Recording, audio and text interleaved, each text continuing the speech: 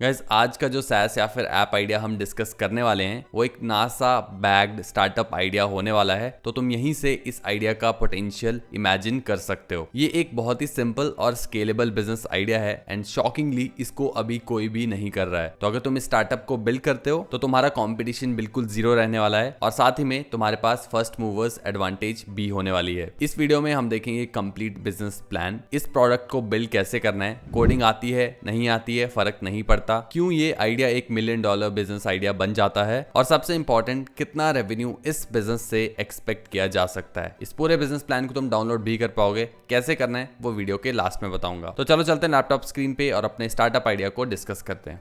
तो गाइस हम आ चुके हैं लैपटॉप स्क्रीन पे और हमारा जो आइडिया है उसका नाम है build an AI powered bed time story app for kids using real NASA data. तो हम एक ऐसी मोबाइल ऐप बनाने वाले हैं। शुरू में SaaS ऐप भी बना सकते हो आइडिया को टेस्ट करने के लिए, क्योंकि मोबाइल ऐप्स AI से बनाना थोड़ा सा कॉम्प्लिकेटेड हो सकता है, लेकिन उसके ऊपर भी हमारा पॉडकास्ट आने वाला है कि AI से लाइव ऐप बिल्ड करके हम तुम्हें दिखाने वाले हैं। तो तुम सब्सक्राइब कर सकते हो उसके लिए अभी, लेकिन दोनों ही बना सकते हो इस आइडिया के लिए। अगर अच्छी ट्रैक्शन अपने SaaS टूल के ऊपर ला पाते हो तो तुम मोबाइल ऐप बाद में किसी से बनवा भी सकते हो, इतना बड़ा इशू नहीं है। तो हमारी ऐप करेगी क्या, इंटरैक्टिव इलस्ट्रेटेड स्टोरी बुक्स बनाएगी बच्चों के लिए और इसमें हम रियल नासा का डेटा यूज करने वाले हैं, इमेजेस यूज करने वाले हैं, जिससे हमारे प्रोडक्ट की क्रेडिबिलिटी बढ़ेगी। और ये जो डेटा होगा, इमेजेस होगी, इस डेटा और इमेजेस को यूज करके हम AI से ChatGPT का यूज कर सकते हो, क्लाउड का यूज कर सकते हो, उससे हम फन स्टोरीज लिखवाएंगे और उन स्टोरीज को फिर हम एक और AI टूल को यूज करके जैसे 11 Labs AI वॉइस में कन्वर्ट करवाएंगे और फिर हर रात वो स्टोरीज बच्चे सुन सकते हैं। पेरेंट्स अपने बच्चों को वो इन्फॉर्मेटिव स्टोरीज सुना सकते हैं। तो आइडिया बहुत सिंपल है, कॉम्प्लेक्स लग रहा है तो इस वीडियो को देखते चलो और सिंप्लीफाई होता चलेगा।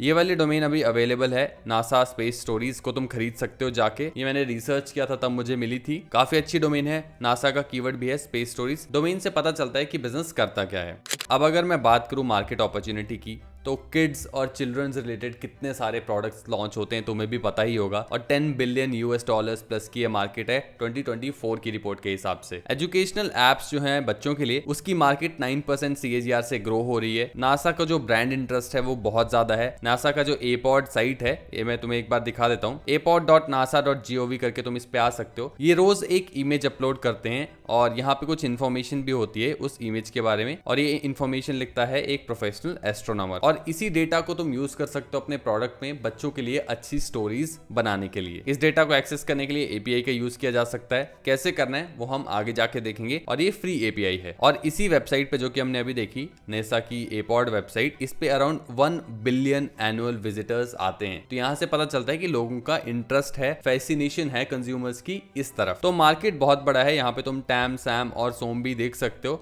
मार्केट अपॉर्चुनिटी में तो कोई भी डाउट नहीं है।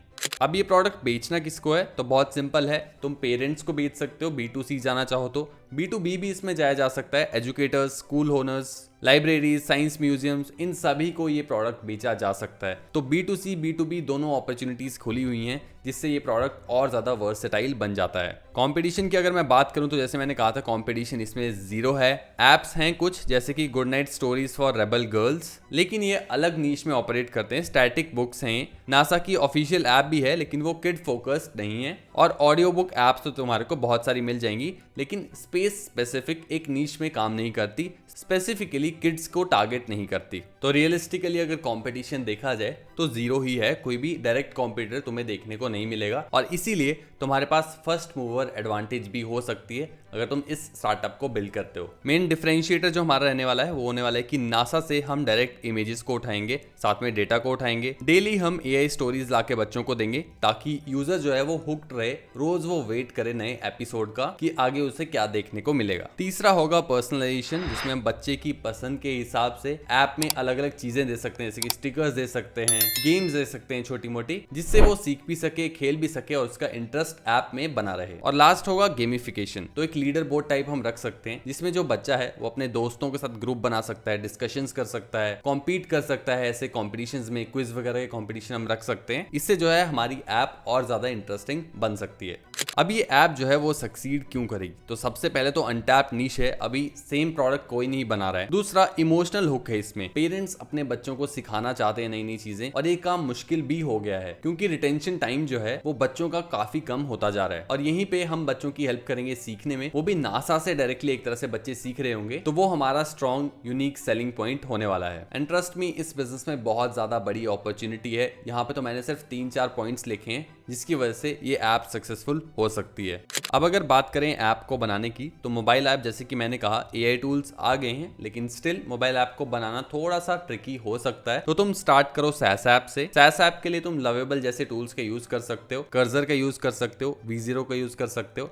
उससे एक बेसिक MVP एटलीस्ट बना लो। बेसिक MVP बन जाता है, उसके बाद तुम डिस्ट्रीब्यूशन बिल्ड करना स्टार्ट कर सकते हो। वहां से तुम्हारे पास इनिशियल कस्टमर्स आएंगे और फिर उसके बाद तुम फंडिंग के लिए जा सकते हो, इन्वेस्टमेंट उठा सकते हो, जिसके बेसिस पे आगे डेवलपर को हायर करके एक प्रॉपर ऐप बनाई जा सकती है। तो ये एक ब्रीफ प्लान है जो कि मैं तुम्हें बता रहा हूँ। बाकी यहाँ पे नासा की API तुम्हें यूज करने पड़ेगी, APOD API तुम्हें एक बार मैं दिखा देता हूँ। तो अगर तुम गूगल पे आओगे और यहाँ पे सर्च करोगे नासा API, तो यहाँ पे तुम्हें बहुत सारी APIs देखने को मिल जाती हैं। अलग अलग डेटा की अलग अलग API है, और हर एक API पे वैसे तो अलग प्रोजेक्ट बनाया जा सकता है, अलग प्रोडक्ट बनाया जा सकता है, लेकिन हमारे काम की जो है वो होने वाली है APOD की API, जिसमें ये पिक्चर ऑफ द डे एक पोस्ट करते हैं, हर रोज एक नई पिक्चर पोस्ट करते हैं, जिसके साथ एक डेटा होता है कुछ, जिसको यूज करके हम आगे इन्फॉर्मेशन देने वाले हैं यूजर को। और ये है API की डिटेल्स। तो तुम इस पेज को यूज करके इस API को यूज कर सकते हो और अपने प्रोडक्ट पे जो कि तुम लवेबल से बना रहे हो या फिर V0 से बना रहे हो, उसमें ये सब शो कर सकते हो। ये API बिल्कुल फ्री है, जितना मैंने रिसर्च किया तो काफी चीजें तो तुम्हारी इस प्रोडक्ट में फ्री में ही हो जाएंगी। मेन जो डेटा का काम है स्पेशली,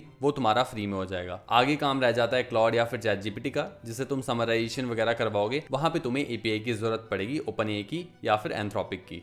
अगर तुम्हें नहीं पता कि लवेबल को यूज करके प्रोडक्ट कैसे बनाना है, तो मैं आई बटन में एक वीडियो दे दूंगा जहां पे हमने लाइव बनाया था, उसको यूज करके तुम भी अपना प्रोडक्ट बिल्ड करना स्टार्ट कर सकते हो। अब अगर मैं बात करूं MVP के फीचर्स के बारे में, तो बहुत सारे फीचर्स वैसे तो हम इस ऐप में दे सकते हैं, लेकिन MVP में हम मिनिमम फीचर्स देते हैं और सबसे ज्यादा यूजफुल फीचर्स देते हैं। तो सबसे पहला तो यही होगा कि ऐप हमारी सबसे पहले तो इमेज और डिस्क्रिप्शन को फेच करेगी नासा की APOD API को यूज करके, जो कि हमने यहाँ पे देखी थी। ये जो इमेज यहाँ पे आई हुई है, इसको हमें फेच करना है और साथ में जो डिस्क्रिप्शन है इसको फेच करना है। इसके बाद एक प्रॉम्प्ट जाएगा क्लाउड को या फिर ChatGPT, यहाँ पे यूज कर सकते हो, जैसे कि right a 300 word Kameng bed time story for a 5-year-old based on this image and the description भी हम दे देंगे और हमारा AI उसके बेसिस पे यहाँ पे मुझे स्टोरी लिख के दे देगा। उसके बाद 11 Labs का हम यूज करेंगे, जो कि एक ऐसा टूल है जो कि टेक्स्ट को वॉइस में कन्वर्ट करता है। इसकी API हम यूज करेंगे। ये जो हमने टेक्स्ट यहाँ पे जनरेट करवाया है, इससे वॉइस जनरेट करवाने में, ऑडियो जनरेट करवाने में। और इसके बाद तो कुछ काम रह नहीं जाता, तुम्हें बस प्रेजेंट अच्छे से करना होगा इमेजेस और टेक्स्ट और ऑडियो तीनों को। इसके अलावा और भी बहुत सारे फीचर्स डाले जा सकते हैं, जैसे कि एस्ट्रोपाइल का फीचर, जो कि एक AI चैटबॉट होगा जो कि बच्चे के क्वेश्चंस के आंसर कर सके जब भी वो चाहे। शुरू के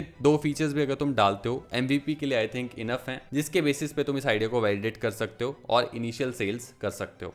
लेकिन सबसे बड़ा क्वेश्चन तो यही होता है कि बेचना कैसे है, क्लाइंट्स कहाँ से आएंगे, कस्टमर्स कहाँ से आएंगे। तो अगर तुमने YouTube की सबसे ज्यादा वॉच्ड वीडियो देखी है, जो कि बेबी शार्क वीडियो है, उससे तुम्हें आइडिया लग जाना चाहिए कि बच्चे कहाँ पे हैंग आउट करते हैं, बच्चे कैसा कंटेंट देखते हैं, और हमें भी वही करना है। हमें YouTube पे जाके कंटेंट बनाना है। सबसे इंटरेस्टिंग, सबसे ज्यादा सक्सेसफुल स्ट्रैटेजी यही रहेगी इस प्रोडक्ट को प्रमोट करने के लिए। जो भी तुम स्टोरीज बना रहे हो अपनी ऐप पे, उनमें से कुछ स्टोरीज YouTube पे जाके शेयर करो। वहां पे जब लोग तुम्हारी स्टोरीज को देखेंगे कि बच्चे तुम्हारी स्टोरीज को सुन रहे हैं, कुछ सीख रहे हैं, तो वहीं से तुम्हारी ऐप पे सब्सक्रिप्शंस भी आएंगी। सिंपल डिस्ट्रीब्यूशन स्ट्रैटेजी है जो कि आजकल काम कर रही है। उसके अलावा बाकी स्ट्रैटेजीज हैं जो कि मैंने यहाँ पे लिस्ट करके रखी हैं, इनको तुम साथ साथ में कर सकते हो। लेकिन सिर्फ YouTube वाली चीज भी करते हो, Instagram, TikTok पे भी वो चीज करते हो, तो इनफ रहेगा और कुछ करने की यहाँ पे जरूरत नहीं है।